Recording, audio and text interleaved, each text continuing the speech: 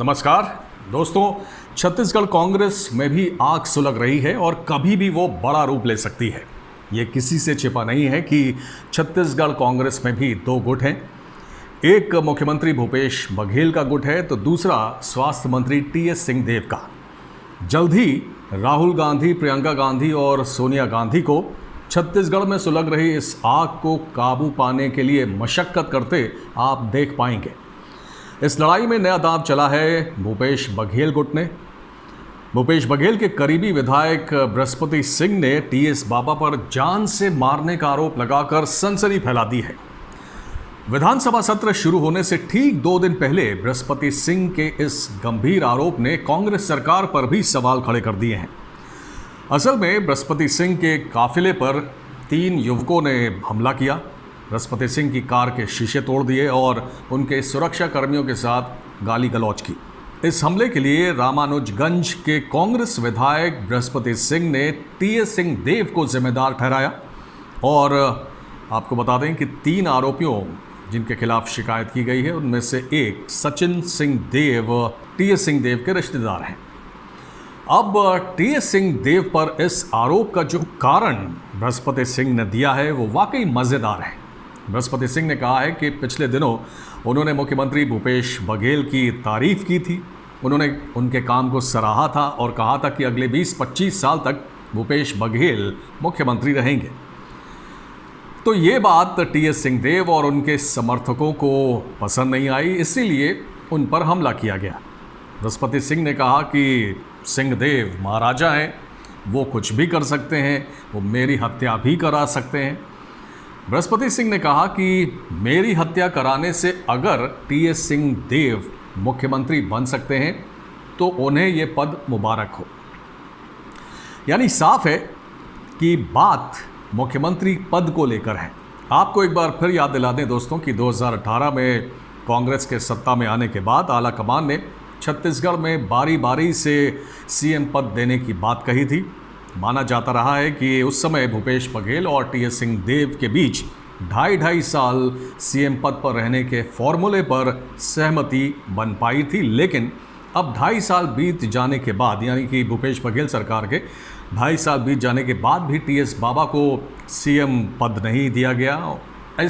अब भूपेश बघेल सरकार के 2.5 साल बीत जाने के बाद भी टीएस सिंहदेव को मुख्यमंत्री नहीं बनाया गया, जिससे उनके खेमे में नाराज़गी है।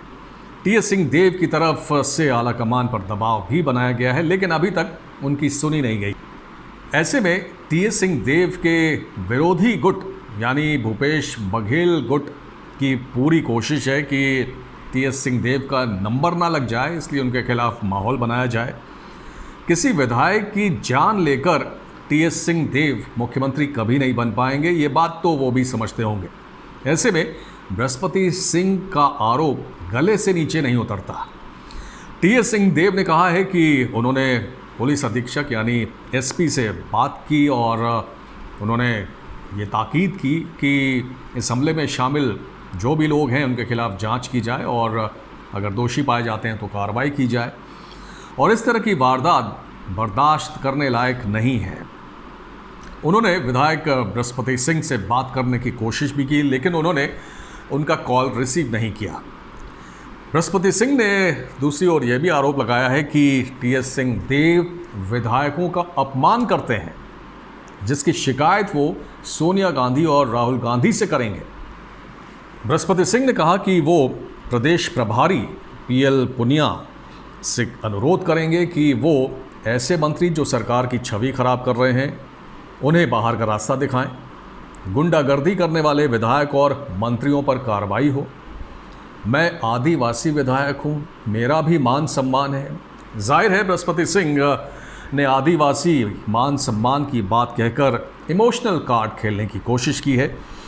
इस घटना के बाद बृहस्पति सिंह के घर 20 से ज़्यादा कांग्रेसी विधायकों का जमावड़ा लगा, जो कहीं ना कहीं एक संकेत देने की कोशिश है विरोधी खेमे को कि हम कितने ताकतवर हैं।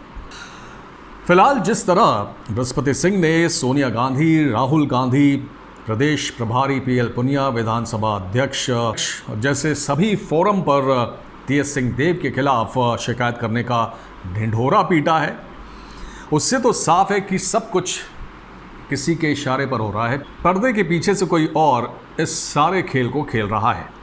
ये इसलिए भी क्योंकि ना तो मुख्यमंत्री भूपेश बघेल और ना ही प्रदेश कांग्रेस अध्यक्ष मोहन मरकाम ने इस पूरे मामले पर कोई बयान दिया है। पार्टी फोरम पर ये मसले उठाने के बजाय मीडिया के सामने ये सारी बातें रखना बृहस्पति सिंह की मंशा पर सवाल खड़े करता है। टीएस सिंहदेव ने अब भी संयम बनाए रखा है।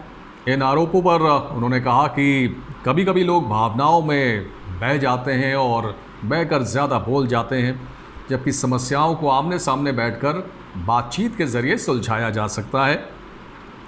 सरगुजा के विधायक हैं टीएस सिंहदेव और उनका ये भी कहना है कि उनके राज्य में, उनके क्षेत्र में लोग उनको अच्छी तरह से पहचानते हैं, इसलिए अपने बारे में ज़्यादा कुछ कहने की ज़रूरत नहीं है। और इसमें दो राय नहीं है कि टीएस सिंहदेव की छवि एक जेंटलमैन पॉलिटिशियन की है। वो छिछली राजनीति से ऊपर हैं, इसमें भी दो राय नहीं है। एक समय टीएस सिंहदेव के पास 27 से 43 विधायक होने का दावा किया जाता रहा है, उसकी बात सामने आती रही है। इसमें सत्यनारायण शर्मा, धननेंद्र साहू, अमितेश शुक्ला और अरुण वोरा जैसे सीनियर कांग्रेस लीडर शामिल हैं। तो क्या टीएस सिंहदेव की छवि धूमिल कर मुख्यमंत्री की कुर्सी का उनका रास्ता ब्लॉक करने की कोशिश हो रही है? इसमें शक नहीं कि विधायक की गाड़ी पर हमला वाकई शर्मनाक है। इसकी जांच होनी चाहिए और जो भी दोषी पाया जाता है उसके खिलाफ कार्रवाई होनी चाहिए। जांच इसलिए भी ज़रूरी है कि ये पता लग सके कि वाकई इस साजिश के पीछे टीएस सिंहदेव हैं, जैसा कि आरोप बृहस्पति सिंह ने लगाया है, या ये एक सिंपली रोड रेज का मामला है जिससे सियासी विरोधियों को ठिकाने लगाने के लिए इस्तेमाल किया जा रहा है। दोस्तों, आपकी क्या राय है इस पूरे मसले पर, इस पूरे विषय पर? अपनी राय कमेंट सेक्शन में ज़रूर दीजिएगा। बहुत बहुत धन्यवाद। जय हिंद।